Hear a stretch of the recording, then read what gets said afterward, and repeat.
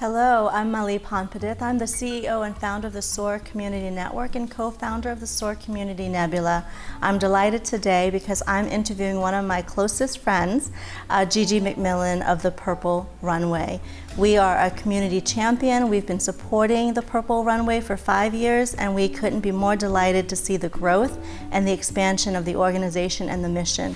So today I'd like to spend some time with Gigi. And Gigi, can you share more with us what you're excited about, and more importantly, beyond this year, what inspired you in the first place to begin this journey of Purple Runway? My inspiration comes from my life and my experiences, Molly. They haven't been pretty, but the lessons have taught me so much. As a domestic violence survivor, intimate partner abuse survivor, and a childhood champion over sexual abuse as well. So those are, pieces to the puzzle for me that have identified the stripes that I own, and I wear them with pride at this point because the work has been put in to overcome and understand where my journey has led because of the challenges that I've faced throughout my life. When you first thought of the Purple Runway and the mission, what did you envision for it in the first year? Oh, the first year, I had high hopes for the first year. But it was definitely to bring people together to raise awareness simply, because they were not talking about domestic violence and intimate partner abuse in 2015 like we are now. It was something that people didn't want to discuss. But I knew for my journey, for my personal growth, and for the messaging that I knew this was the only way that other women, men, children would be able to be affected in a positive way, would be able to start the discussion, start talking about it, raising awareness about it. So in 2015, as a lone soldier, I felt like, because it is a hard discussion, no one wants to be Debbie Downer or anything, but I'm so glad over the years that we've learned to have the necessary conversations. In the first year when you launched it, was it everything you envisioned it to be? At the time, yes. I always had the bigger vision, but just to launch it and to be a part of, Purple Purse and the National Network to End Domestic Violence with their support, it was really important to have them on board because it taught me so much about the journey and the pieces that I wasn't quite aware of. The first year we had Kerry Washington and Tommy Hilfiger's purses on our runway. That sold for, a donation amount that we were able to donate back to Purple Purse.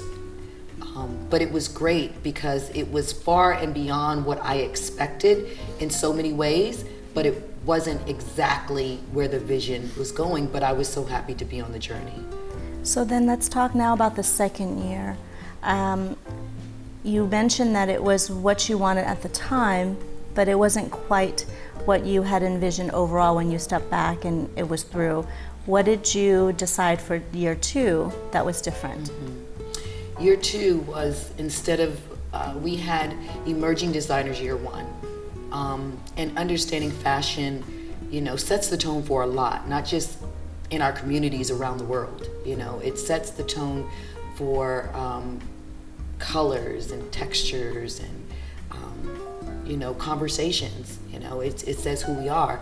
So in year two, I really was interested in taking it up a notch. So we were able to connect with one of my dearest friends to this day, who is a champion with Saks Fifth Avenue. And she was a part of the planning and the operating. And I was like, oh my goodness, if I do this year, what am I gonna do next year? So having $2.1 million on our runway with Saks Fifth Avenue and the first salon was beyond my belief at that point because it was only our second year. and having them to understand the vision and step out where they normally provide their charitable support was something that was just amazing for me, just because of the vision. So at that point, I knew we had something. I knew that if they saw the vision just in my infancy of the development of it, and knowing how important it is for women and sisters and brothers and all of us to get together to raise our voices and to speak against it, I still didn't have the way that I needed to do it together. I just wanted to continue the discussion. I wanted to be able to have a way to open up the conversation and people not feel sad. That's all I wanted to do. Now in year 3, what were some of the improvements that you made or some of the shifts that you made? You had 2 years now under your belt. What did year 3 look and feel like for you? Year 3 was, I was able to have smaller designers on the runway again. Emerging designers, amazing designers that, paid attention to the stitch and the knit and the beauty of the fabric. And I explain it to myself as when you see a designer's vision come to life in fabric, they're stitching their passion. They're stitching their belief in the architecture of what we wear. So I was really happy to be able to work with amazing brands at the top of their game, hundreds of years old, but also bringing the community and beginners up to be able to merge them within Purple Runway, because it doesn't matter your economic status. What matters is that everyone can be a victim of intimate partner violence. So if I'm able to touch people in different ways, that have different conversations, then we're able to extend that conversation in such a way that it will be embraced by so many people.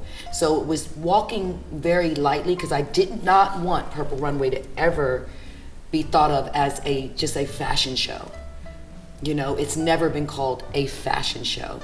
This is a runway event, and it's something that is being birthed from the internal essence of who I am, and being a champion of domestic violence, and to be able to search far and wide for those champions that want to say, here we are, let's make it happen, let's make a change.